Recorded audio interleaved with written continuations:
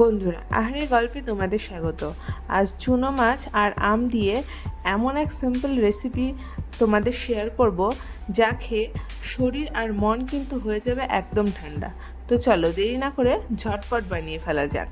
প্রথমেই আমি চুনো মাছ নিয়ে নিয়েছি।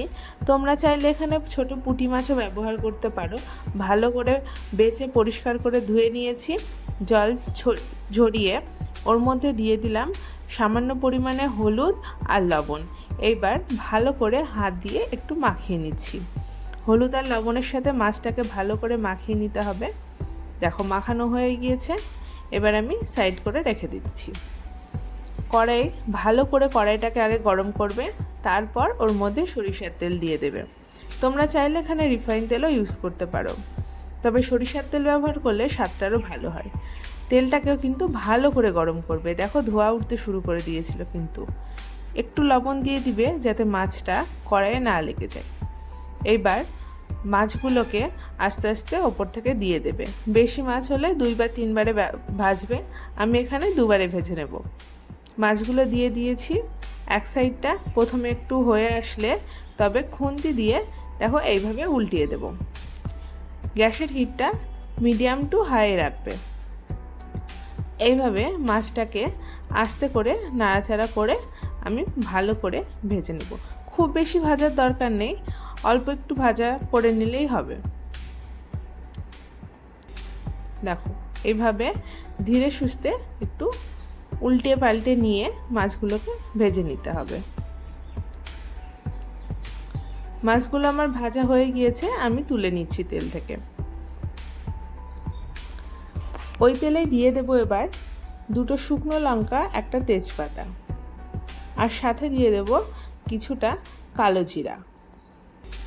এইবার ফোড়নটাকে একটু হালকা একটু ভেজে নেব। একটা সুন্দর স্মেল আসছে না? এই সময়ে আমি একটা আম নিয়ে নিয়েছি। আমটা একটু বড় সাইজ ছিল।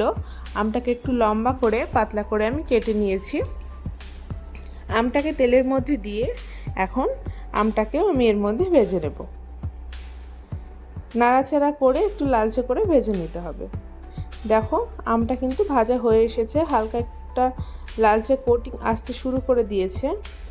এই সময় আমি এর মধ্যে অ্যাড করব সামান্য পরিমাণে শুকনো লঙ্কার গুঁড়ো, সামান্য পরিমাণে হলুদ গুঁড়ো আর পরিমাণ মতো লবণ। আবারও একটু নাড়াচাড়া করে নেব যাতে মশলাটা একটু ভাজা হয়ে যায়। সাথে দিয়ে দিলাম চেরা কাঁচা লঙ্কা। অল্প একটু নাড়াচাড়া করে মশলাটা একটু ভেজে নিতে হবে। ভাজা হয়ে গিয়েছে। এই সময় দিয়ে দাও গরম জল। জলটা তোমাদের ইচ্ছা মতো রাখবে। আমটা কিন্তু ভাজতে ভাজতে অনেকটাই সেদ্ধ হয়ে যায়। দেখো গরম জলটা দিয়ে দিয়েছি। এবার ঝোলটাকে মিশিয়ে সব একসাথে ভালো করে মিশিয়ে নিলাম। একটু ফুটতে দেব। এই রান্নাটাতে অন্য এক্সট্রা কোনো মশলার কিন্তু ব্যবহার হয় না। খুব সিম্পল রান্না। দেখো ঝোলটা ফুটে এসেছে, টকবক করে ফুটতে শুরু করে দিয়েছে। এই সময় এর মধ্যে দিয়ে দাও আগে থেকে ভেজে রাখা মাছগুলো। মাছটা দিয়ে দিলাম। মাছটা দিয়ে আবারও একটু নাড়াচাড়া করে নেব। ঝোলের সাথে মাছটাকে ভালো করে মিশিয়ে নিলাম। দেখছো তো সব মেশানো হয়ে গিয়েছে। আবার একটু ফুটতে দাও। দেখো ভালো করে টকবক করে ফুটতে শুরু করে দিয়েছে। এই সময় এর মধ্যে দিয়ে দাও কিছুটা সর্ষে বাটা। সর্ষেটাকে আমি আগে থেকে বেটে রেখে দিয়েছিলাম। এই সর্ষে বাটাটাকে আমি এর মধ্যে এখন অ্যাড করে দিলাম। এইবার আবারও সব কিছু একসাথে ভালো করে নাড়াচাড়া করে নিয়ে ঢাকনা দিয়ে লো টু মিডিয়াম হিটে 5 থেকে 10 মিনিট মতো রান্না করে নেব। ঢাকনাটাকে তুলে নিচ্ছি। দেখো ঝোলটাও কিন্তু অনেকটাই শুকিয়ে এসেছে। আবারও সব একসাথে ভালো করে মিশিয়ে দিচ্ছি। আবারও ঢাকনা দিয়ে আরেকটু রান্না করে নেব। এই সময় দেখবে আমটাও কিন্তু খুব ভালোভাবে সব একসাথে সেদ্ধ হয়ে গিয়েছে। দেখো ঝোলটাও যতটা দরকার সেই মতোই রেখেছি। তোমরা চাইলে আরও একটু ঝোল শুকোতেও পারো বা আর একটু ঝোল রাখতেও পারো, তবে এইভাবে রাখলে বেশি ভালো লাগে। দেখো সব একসাথে মিশিয়ে দিলাম। আমার কিন্তু এই মাছের টকটা রেডি। তো কিছুক্ষণ স্ট্যান্ডিং টাইমে রেখে দাও, রেখে দিয়ে গরম গরম ভাতের সাথে সার্ভ করো। এই রেসিপিটা তোমরা যে কোনো ছোটো মাছের সাথেই কিন্তু বানাতে পারো, খুব ভালো লাগে। যেহেতু এখন আমের সিজন, তো আমি আম দিয়েই তোমাদের রেসিপিটা দেখালাম। আম ছাড়া এটা তেঁতুল দিয়েও কিন্তু বানানো যায়।